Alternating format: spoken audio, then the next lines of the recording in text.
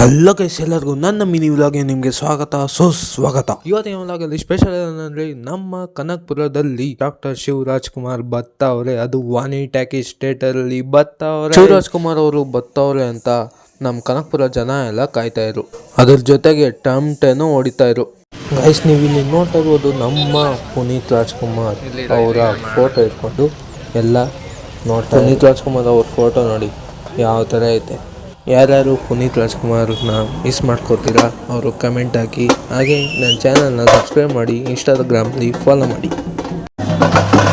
Finally ಜಾಸ್ತಿ ಹೊತ್ತು ಕಾಯ್ದಾದ್ಮೇಲೆ ಬರ್ತಾ ಇದ್ರು. ಅದ್ಯಾವ ಕಾರ್ ಅಂದರೆ ಇದ್ದೇ ವ್ಯಾನಲ್ಲಿ ಬರ್ತಾ ಇದ್ರು. ಬಂದಾಗ ಜನ ಮಾತ್ರ ಶಿವಣ್ಣ ಬರೋಕ್ಕೂ ಮುಂಚೆ ಕ್ಲೌಡ್ ಜಾಸ್ತಿ ಇರಲಿಲ್ಲ. ಬಂದಾದ್ಮೇಲೆ ಕ್ಲೌಡ್ ಅಂತೂ ಹೆವಿ ಆಗೋಯ್ತು.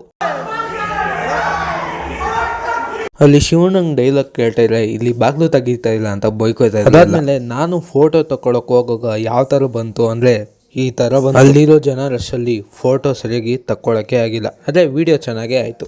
ಇದ್ರ ಕಂಪ್ಲೀಟ್ ವ್ಲಾಗು ನನ್ನ ಚಾನಲ್ ಐತೆ, ಹೋಗಿ ನೋಡಿ, ಸಬ್ಸ್ಕ್ರೈಬ್ ಮಾಡೋದು ಮಾತ್ರ ಮರಿಬೇಡಿ.